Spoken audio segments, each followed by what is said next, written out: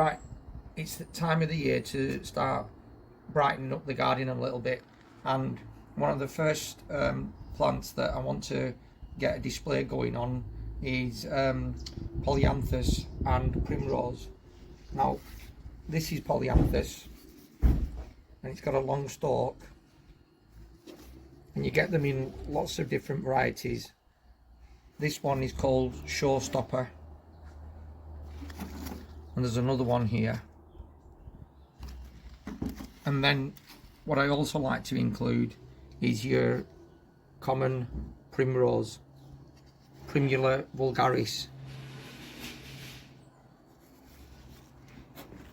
So what I want to do is put it in a really lovely display pot. If you have a ceramic one such as this, I think these are ideal. You can get them in different shapes, but I always prefer the cylindrical type.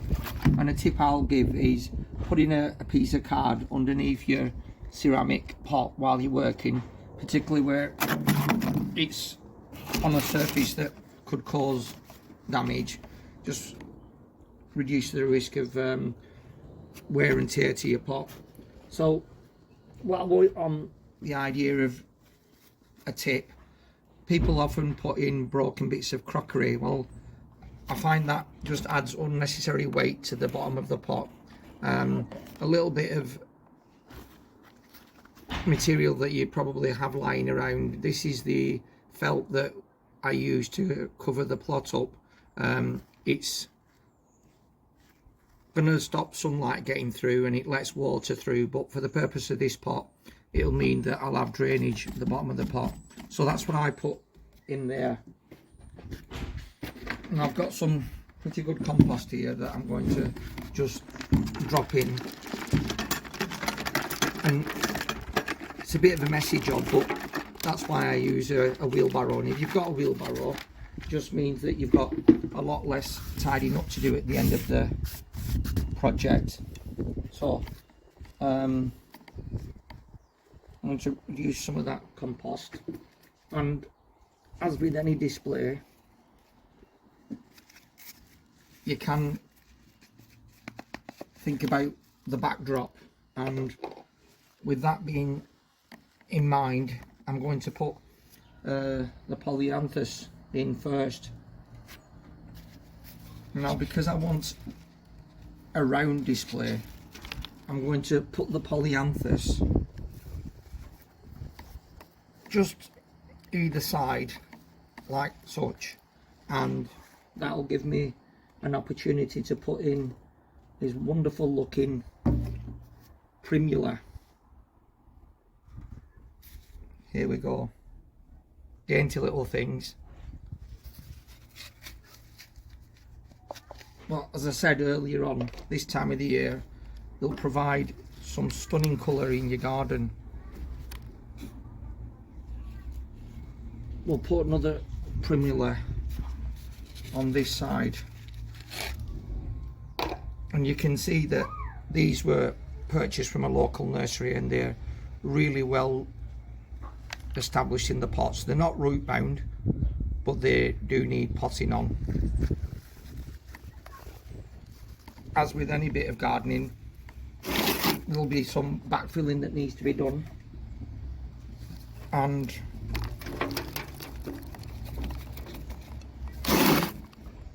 once I've got that done, I'll just brush off the excess compost from the leaves.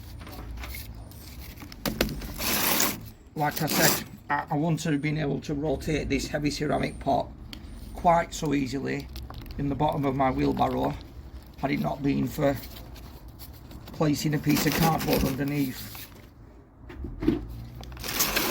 And obviously at this moment in time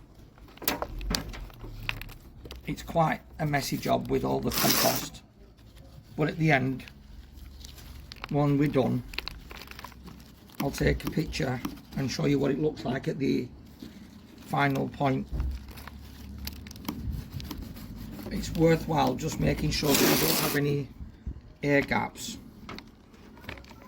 You'll find there are some voids that need filling.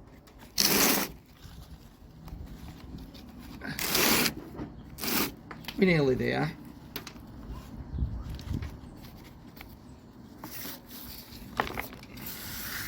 One additional touch, which is optional, which I like to do, is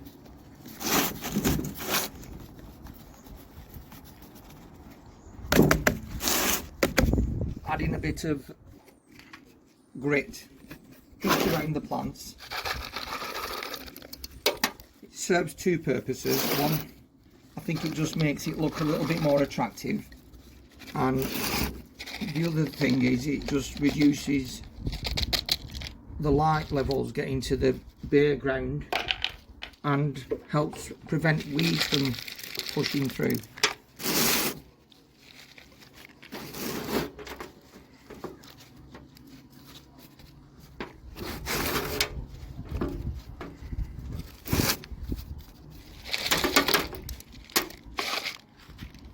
So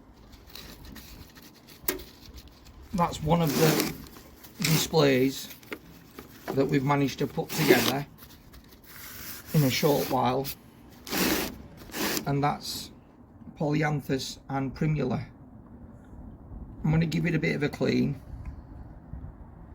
obviously give it a drink because we've just potted some plants up, and then we're done. If you've not grown Polyanthus or Primrose before, give it a go. It really will brighten up your garden, particularly at this time of the year, in late winter, heading into spring.